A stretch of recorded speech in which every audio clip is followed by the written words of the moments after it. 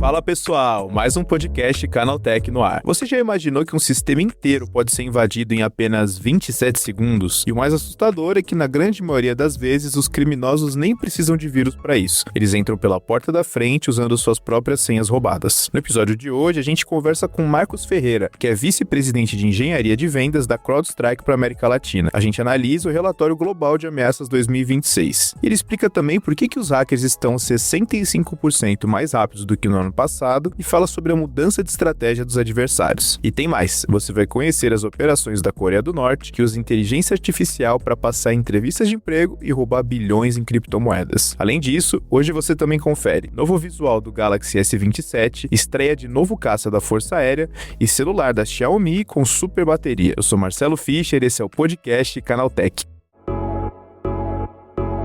Marcos, muito obrigado por participar aqui do podcast Canaltech, é um prazer ter você aqui com a gente. E hoje a gente vai falar um pouquinho sobre o relatório global de ameaças 2026 da CrowdStrike, que saiu recentemente. E alguns dados dele chegam até a assustar, assim, né? Porque, por exemplo, o relatório fala em um ataque à invasão de sistema que durou só 27 segundos até que o sistema fosse acessado, que foi o caso mais rápido que foi registrado. Também de casos onde o roubo de dados começa em menos de 4 minutos. Para quem que está ouvindo a gente, não é da área, o que exatamente acontece nesse intervalo de tempo tão pequeno e como que um ataque desse consegue ser tão rápido? Bom, vamos lá, Marcelo, antes de mais nada, obrigado a vocês pelo convite. Todo ano, quando a gente libera esse relatório, um dos tempos, e esse tempo que você falou saiu referente ao ano de 2025, que foi o relatório que a gente publicou agora em 2026, é o tempo que a gente chama de breakout time. O que é esse tempo de 29 minutos? Até eu vou tentar fazer uma analogia para ajudar o pessoal que talvez não seja tão da área ou não é tão familiarizado. Breakout time é o momento entre o adversário conseguir entrar num ambiente, numa máquina, e ele conseguir mover para o próximo ponto dentro do ambiente, para a próxima máquina. Então, esse tempo, a média dele foi de 29 minutos nesse último report, o que mostrou para a gente, se a gente comparar com um ano antes, que foram de 48 minutos, os adversários eles estão 65% mais rápidos nas suas operações. Então vamos fazer a analogia só para o pessoal tentar entender aí, para a gente conseguir sair um pouco do tecnês, né? Imagina o seguinte, você tem um edifício. No edifício, você tem o ponto de controle, que é a recepção. Existe um esforço para você validar alguém na entrada quando você para a pessoa na recepção, valida a credencial e deixa ela entrar no seu prédio ou não. Se você libera, se a pessoa consegue passar esse ponto e ela entra no seu prédio, agora fica mais difícil você saber que andar que ele foi, que salas que ele entrou, com quem ele falou, entendeu? Esse é o breakout time. Então imagina que ele conseguiu entrar no prédio e em 29 minutos ele já conseguiu ir para outro local dentro desse espaço, nesse caso digital, óbvio, mas ele conseguiu ir para outro espaço. E agora você tem que correr atrás dele, você tem que saber onde ele foi, o que ele fez, com o que ele falou. E indo para o que você já comentou, 27 segundos foi o mais rápido que a gente viu durante o ano de 2025, que a gente publicou agora no relatório de 2026. Então aí tentando dar uma ideia do que é esse breakout time. Perfeito. E quando a gente fala de um ataque tão rápido quanto esse, ao que você atribui principalmente o fato de um sistema ter sido invadido em 27 segundos? Então, ele realmente, nesse caso, estava bem fraco, bem frágil, ou também é uma combinação de fatores, né? Um atacante muito experiente, com muitos recursos, contra um sistema que estava bem frágil. É uma combinação, Marcelo. A gente cobre 6 temas principais no relatório global de ameaças. Entre eles, a gente fala de IA, a gente fala, obviamente, da estratégia desses adversários entre múltiplos domínios. O que são múltiplos domínios? Identidade, endpoint, nuvem, ele vai permeando aonde tiver mais fácil para ele. Então, por que se dá e por que a gente vê uma queda nesse tempo? Ou seja, eles estão ficando mais rápidos. Tem uma parte de adoção de IA por adversários, sim, que está ajudando eles a romper certas barreiras. Então, IA, ele permite que o adversário, talvez com menos conhecimento técnico, consiga confeccionar coisas que lhe dão mais poder. Ele aplica isso a múltiplos domínios. O que são múltiplos domínios? O adversário, se ele for atacar a nuvem, ele precisa ser um exímio expert em nuvem? Não, ele tem agora motores que ajudam ele a entender a nuvem. O endpoint é a mesma coisa. E existem pontos que a gente vê que cada vez mais os adversários buscam pontos cegos nos ambientes. O que são pontos cegos? Dispositivos não gerenciados, dispositivos de perímetro, de rede, ou talvez pontos numa cadeia de suprimento que tem menos controles ou ainda usam controles muito tradicionais de proteção, tá?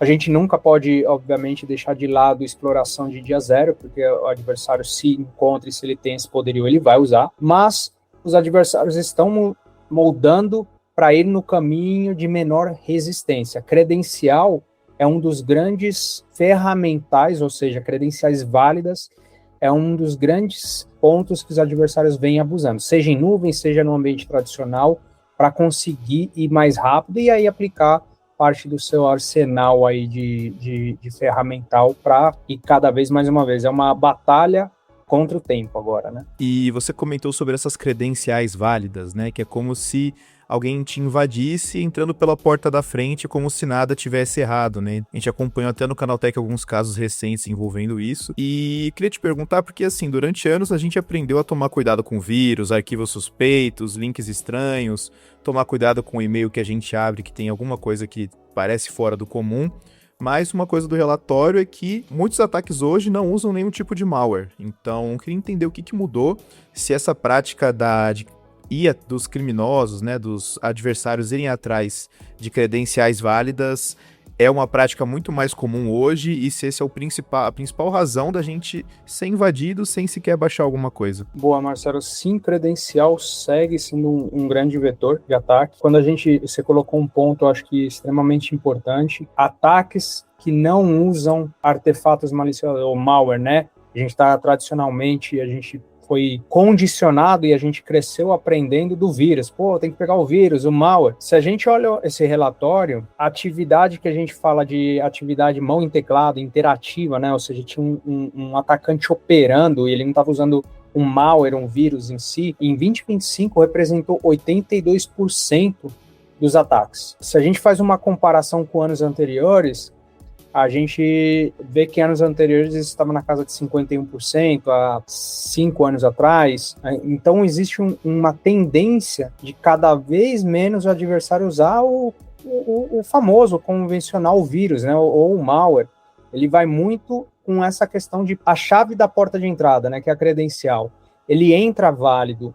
E quando você fala de uma intrusão que ele entra válido, imagina, você tem sua casa, vou voltar na analogia para a gente colocando também para o público menos técnico, você tem sua casa, você põe lá muro, sistema de alarme, você põe uma série de coisas. Só que no fim do dia, a sua casa, ela abre com aquela chave. E aquela chave, ela vai expandindo um pouco a questão da chave, desabilita o alarme ou tira alguns controles porque está entrando com a chave válida. A credencial é a mesma coisa.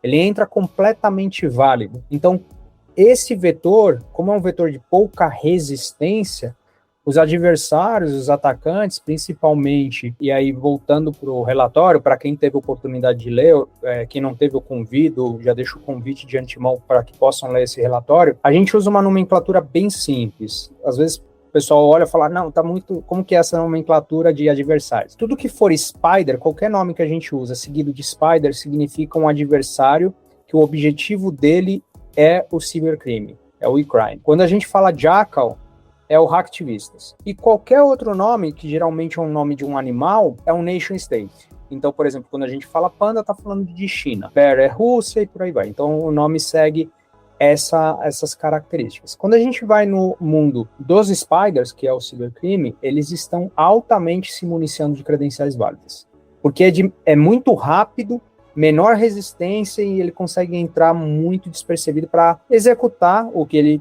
quer, que pode ser desde roubo de informação até uma criptografia de um ambiente. E uma dúvida, quando a gente fala sobre essa questão das credenciais, tem alguma forma da gente evitar ao máximo isso? Então, para o usuário comum, e também para grandes empresas que lidam com dados muito mais sensíveis, porque muito se fala, né, agora, a gente tenta sair do técnico, mas entra no técnico de novo, né, do computador quântico, da era quântica que vem por aí, então computadores com milhão de vezes melhor processamento, maior processamento de dados, e até sobre a questão de, por exemplo, um hacker com computador quântico poderia quebrar códigos e acessar lugares com muito mais rapidez.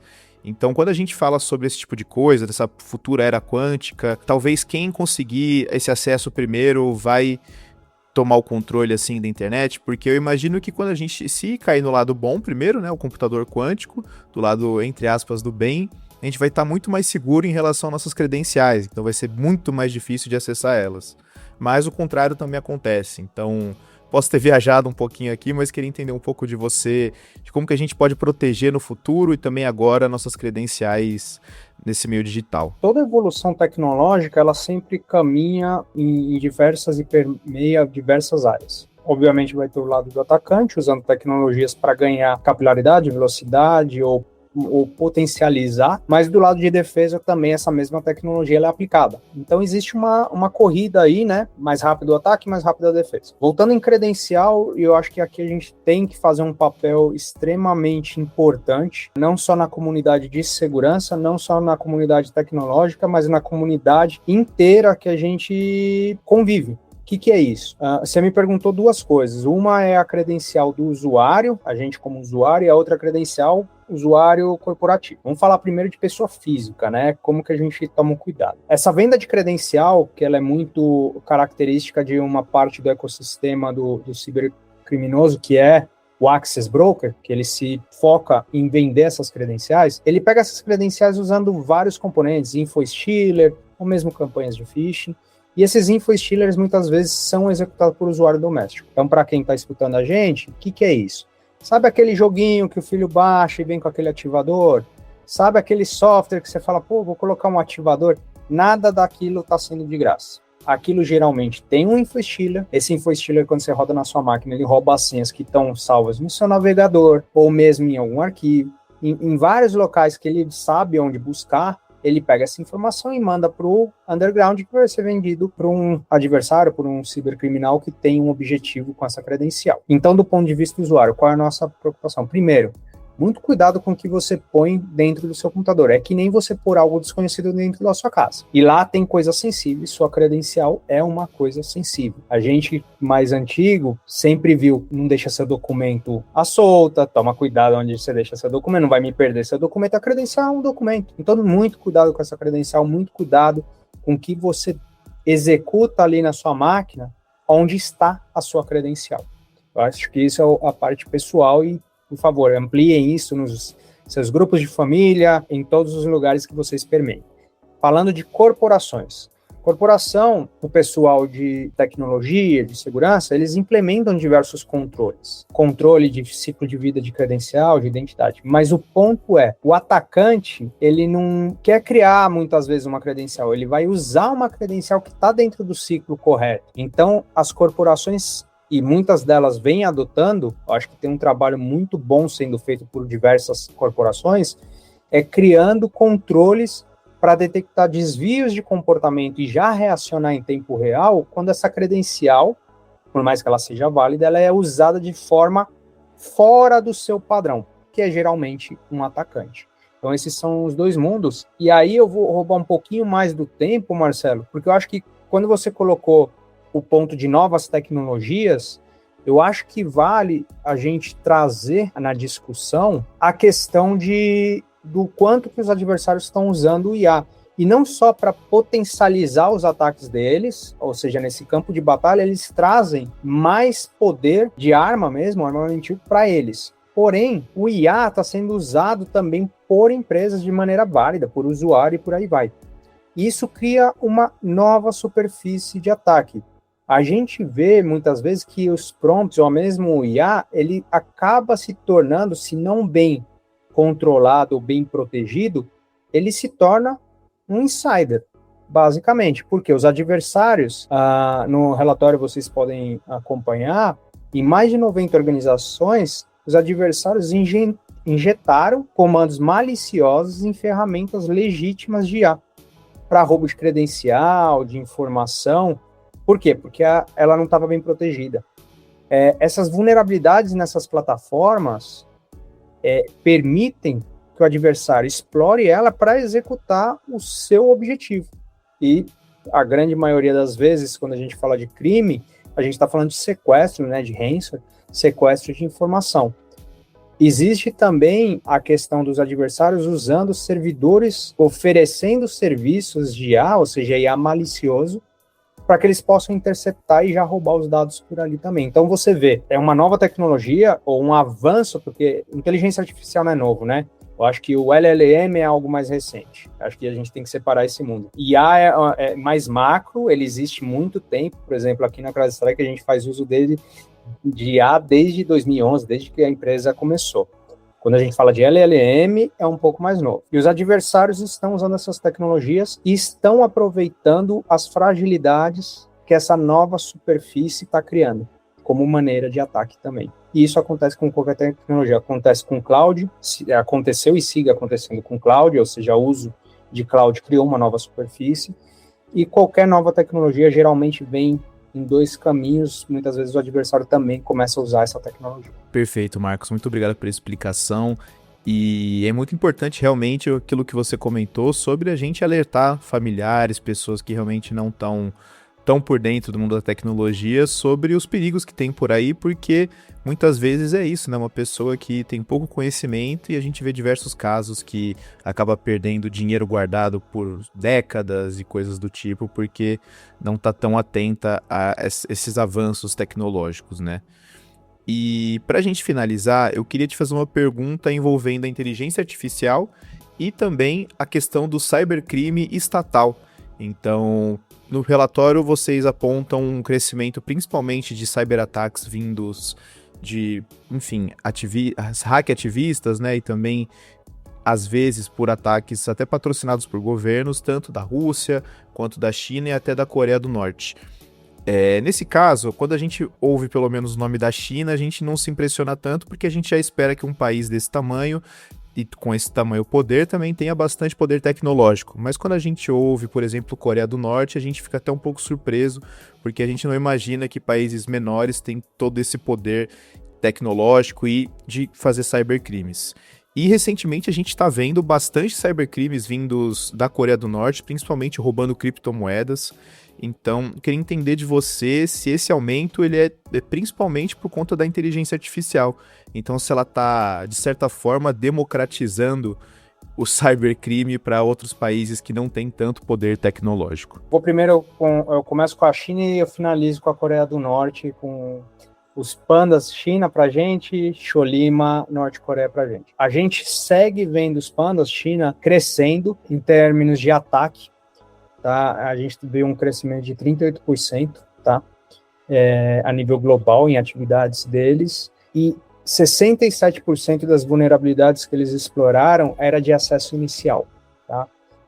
São adversários extremamente robustos, eles têm um poder de conhecimento e eles são extremamente avançados. E aí, ambos, tanto o Cholima quanto o Panda, eles são nation states, né? Só que tem uma diferença em como eles atuam. Enquanto o Panda, mesmo o Bear lá, a Rússia, eles têm muita questão de roubo de propriedade intelectual. Cholima, ele tem a parte de roubo de propriedade intelectual, mas ele tem muito a questão de roubo financeiro. Por quê? Por causa dos embargos que a nação recebe. A Coreia do Norte, ela sofre bastante embargo, né? E uma forma que eles encontraram de gerar receita para a nação foi através do digital. Então, quando a gente vê o Cholima, e no report vocês podem acompanhar, no relatório, a gente viu um crescimento de mais de 130% na atividade deles. E nessa atividade, algo bem típico, eles têm duas operações, tá? O Cholima, o famous Cholima, nesse caso, ele opera de duas formas, eu vou falar só de uma delas agora, tá? A forma que eu vou falar é sobre insider. Eles participam de processo de RH válido para colocar uma pessoa dentro da empresa.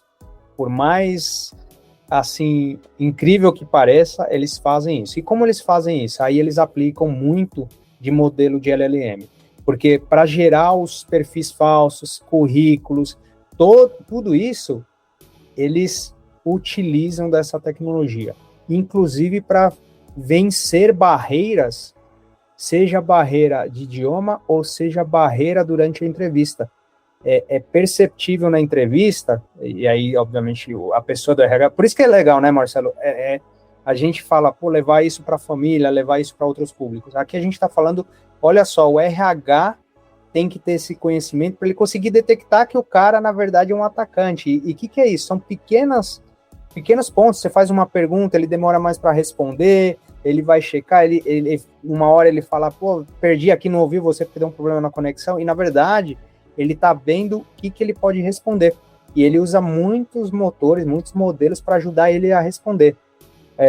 Inclusive, nesse relatório a gente menciona e traz um destaque que é o maior roubo financeiro já registrado em criptomoedas pelos cholinos, que é de 1,46 bilhões de dólares em criptomoeda. Tem muito dinheiro envolvido nisso, tem dinheiro não só do grupo gerando, mas também de toda a questão de propriedade intelectual. É um negócio gigante, eles estão extremamente motivados.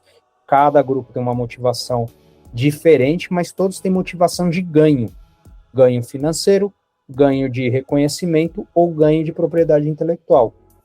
Não é diferente disso. E aí você vê, para fechar com o Famous Lima aqui, só para fazer o fechamento dele, eles usando tecnologia para conseguir otimizar a sua operação, e aí tira barreiras. Marcelo, imagina ele fazendo uma entrevista para uma área de desenvolvimento, o cara não sabe desenvolver, ele não precisa, e ele começa a responder como se fosse um exímio desenvolvedor. Por quê? Porque o LLM está ali dando todas as respostas para ele. Então assim eles estão operando. Cara, eu imagino que você ser alguém que investiga crimes digitais hoje em dia deve ser algo maluco, assim, quando você vê casos como esse. Então, realmente, a inteligência artificial, tá elevando tudo a outro patamar, desde as coisas boas até as coisas ruins. Mas muito interessante, Marcos, o que você trouxe aqui pra gente hoje. Queria te agradecer mais uma vez por participar aqui do podcast e espero contar com você mais vezes por aqui também. Eu que agradeço, Marcelo, grande oportunidade, espero que tenha sido um material bom. Deixo mais uma vez o convite, pessoal. Veja o relatório, a gente tem um papel extremamente importante com a comunidade. Quando eu falo comunidade, mais uma vez, não é só tecnologia, segurança, é com a sociedade como um todo. E a gente tem que educar, porque do outro lado tem adversários extremamente motivados e eles vão fazer uso disso para ganho. Então a gente tem que avisar a família, a gente tem que avisar as nossas crianças, a gente tem que educar a sociedade para a gente conseguir combater contra eles.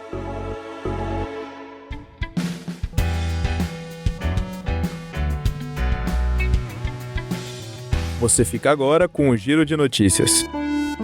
A Samsung está avaliando uma mudança importante no design da família Galaxy S27. Segundo fontes coreanas, a empresa deve alterar a posição das câmeras traseiras, e não é só pela estética. A mudança é uma necessidade técnica para integrar o padrão K2 de carregamento magnético, o que permitiria o funcionamento nativo de acessórios do estilo MagSafe sem precisar de capinhas especiais. Com isso, a Samsung deixaria para trás aquele visual clássico, mantido há anos, com as lentes na vertical no canto superior esquerdo. Mas tudo ainda depende dos custos de componentes, como memória RAM e armazenamento. Se a conta não fechar, o redesenho pode ser adiado para a série Galaxy S28, já que o projeto ainda está em fase de revisão interna e não tem garantias de confirmação final. A Força Aérea Brasileira vai estrear o seu novo caça de última geração, o F-39 Gripen, no exercício conjunto Escudo-Tínia. A mega operação acontece entre os dias 11 e 29 de maio, na base aérea de Anápolis, em Goiás. É a primeira vez que o evento ocorre no centro-oeste do país, consolidando o estado como o coração estratégico da proteção do espaço aéreo nacional, já que o local concentra as operações da nova aeronave sueca. Além do Gripen, o treinamento contará com aeronaves como a A-29 Super Tucano e o KC-390 Millennium. As tropas serão testadas em missões de escolta, ataques táticos, reabastecimento em voo e defesa antiaérea. O diferencial é que a operação também vai focar em ameaças modernas, como a guerra cibernética e a supressão de defesas eletrônicas. E para fechar, a Xiaomi pode ter a solução para você que vive reclamando da bateria do seu celular. A Redmi, submarca da empresa, está avaliando o lançamento de um celular normal, mas com uma bateria gigante de 10.000 mAh. O aparelho, que tem o codinome interno de Varsal, é voltado para produtividade e jogos de alta performance. Outro grande destaque deve ser a tela. A expectativa é de um painel plano de 7 polegadas com resolução 2K e uma taxa de atualização alta. O modelo ainda pode contar com um processador da MediaTek e tecnologias para gerenciar o calor da bateria durante longas sessões de jogos. O lançamento deve ser exclusivo para o mercado chinês no começo, mas versões renomeadas podem chegar a outras regiões do futuro. Valeu, pessoal, o podcast do Canaltech fica por aqui. Aproveita para seguir o Canaltech nas redes sociais e deixa uma avaliação e um comentário no seu aplicativo de podcast preferido. Esse episódio foi roteirizado e apresentado por Marcelo Fischer e contou com reportagens de Vinícius Mosquen e Daniele Cassi. A trilha sonora do Guilherme Zomer, a edição de Natália Improta e a arte da capa é de Eric Teixeira. Você escuta o podcast Canaltech de segunda a sábado. Até mais.